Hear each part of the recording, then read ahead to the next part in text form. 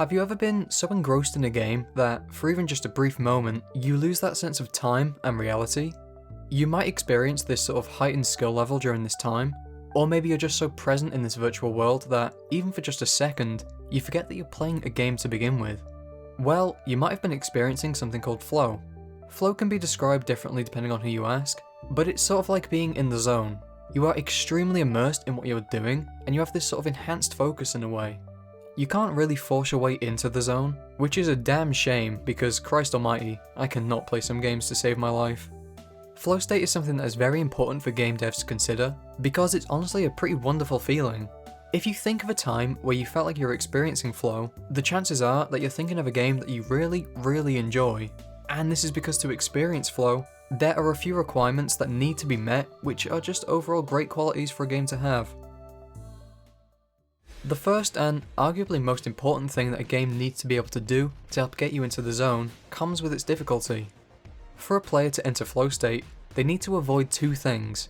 One being this anxiety and stress that comes with the game's difficulty being higher than the player's skill set. If you went into a game like, let's say The Binding of Isaac Rebirth, and the first room that you get thrown into hits you with something like this, yeah, it's pretty daunting and too much to begin with. Now the other thing they need to avoid is, well, boredom. The game being too easy, or at least a little bit too much below your current skill level, can make it become pretty lackluster.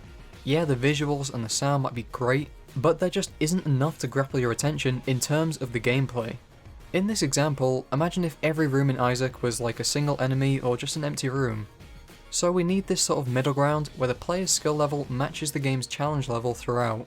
You know what, I'll draw this graph. So like this, and this, we can kind of see how the level of difficulty needs to stay within this zone so that it's at least very close to matching the player's skill level. This will help keep them engaged and on their toes the entire time, rather than having times where the gameplay is so difficult that it's just frustrating and stressful, and they'd rather be doing anything else, and other times where the gameplay is so easy that it just becomes boring and enjoyable and, yeah, they're doom scrolling Twitter again. When we are being challenged according to our skill level, it feels pretty great because we're not necessarily losing or dying over and over, because it becomes too hard too fast, but we can't really stop focusing because it's still pretty challenging. A game that does this really well is Celeste. This game was crafted with the player experience in the forefront of their minds.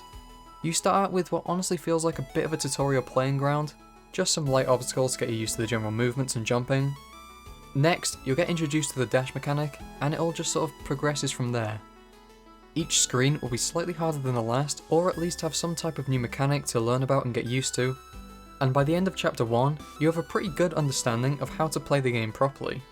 As the game progresses, the actual platforming gets harder by ever so slightly ramping up the difficulty of each screen.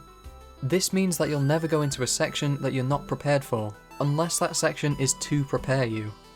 There will be mechanics that have existed throughout the entire game, but were never explained to you until you needed them.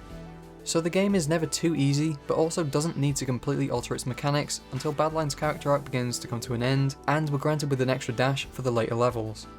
Games like this hold us in that perfect area where we're never bored and always feeling challenged, but not beyond our own current skill set, and so we are constantly in that optimal mental state.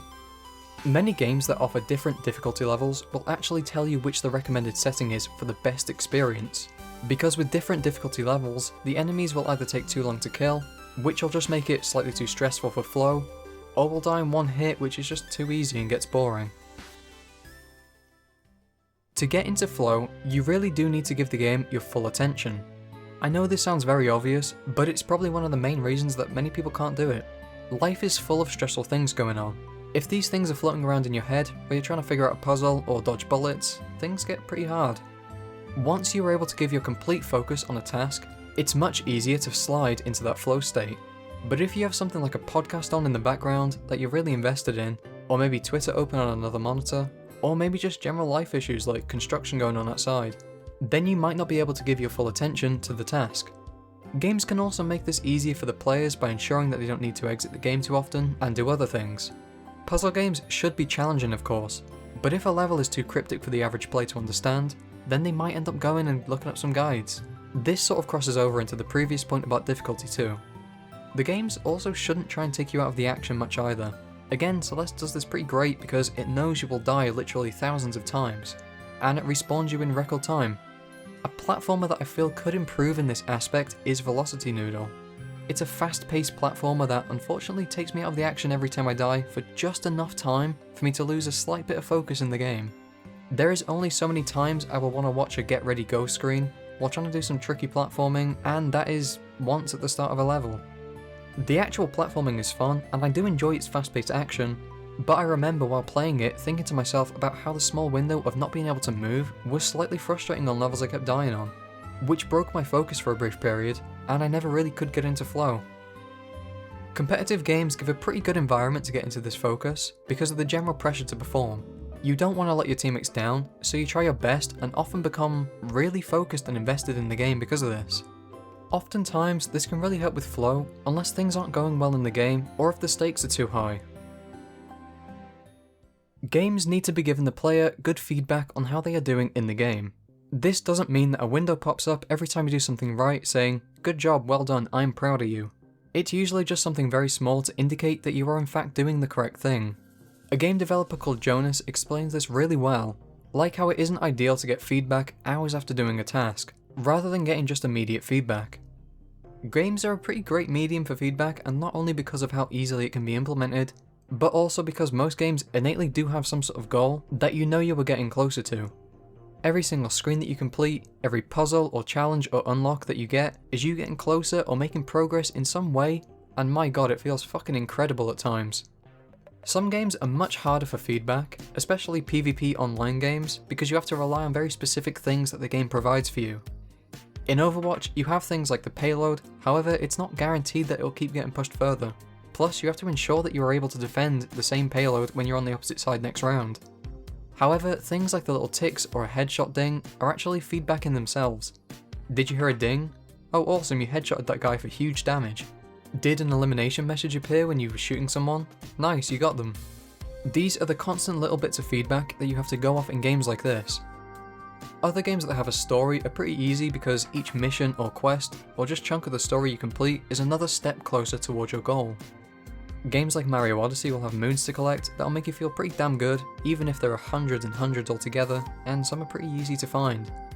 Even games that don't really have set goals still tend to provide you with feedback that make you feel good. Minecraft lets you set your own goal, which you work towards in your own time, while also having things like achievements and XP as a more standard form of feedback. And Stardew Valley rewards you with gold or friendship levels if that's what you choose to go for. But if you imagine that you were playing a game and think that you did something good, but you have to wait an hour or so before finding out that you did it right or need to try again, your brain doesn't really get that same level of satisfaction for completing a task or doing something right as it would if it got that immediate gratification. These are some of the main things that a game needs to include for the player to achieve flow, but depending on who you ask, there are quite a few more, such as a sense of control, which tends to be a given in most games, or losing a sense of not only time, but a sense of self, which I would definitely consider something that happens with flow, but not necessarily something that needs to happen for flow to trigger. I like to think of it a little bit like playing on a pinball machine, where you start playing and the more and more you get into it, and the more of these things that are needed for flow are achieved, you enter flow and then completely lose a sense of time and self, if that makes sense. Not like everything other than the game fades to black, but you subconsciously stop perceiving them while you're engaging in flow. So, from an actual gamer's point of view, how do we achieve flow? Because it's something that benefits basically all gamers, whether they play competitive PvP games, or puzzle games, or open world questing games. Well, annoyingly, it will depend on the game, and it's something that we can't try and force too much. You have to be playing a game that does allow for flow. Thankfully, this is probably most games, but some are much easier than others in my experience. You also have to just let it happen naturally. Supposedly, it's meant to take around 10 to 15 minutes of playing before flow can actually start to kick in. So if you go into a game thinking, come on flow, do something, it's probably not going to happen because you're distracted by the desire for flow so much that you can't actually get into flow. It's why warm-up games are pretty good for PvP competitive experiences, because it lets your muscles and your brain tune into the game fully. But the best thing that you can do as a player is to really give yourself the mental space to allow for flow. This means getting anything done in real life that might be weighing on your mind, clean your room so whoever you're living with doesn't go off on you about it, turn all the loud and constant Discord pings to silent and check them when you're ready to, rather than when you're trying to focus on a game. Maybe even have a shower and get changed so that you're comfortable. make a warm drink that'll probably just sit there and go cold because you forgot about it if you do actually achieve flow. And, well, don't worry if you don't get into it.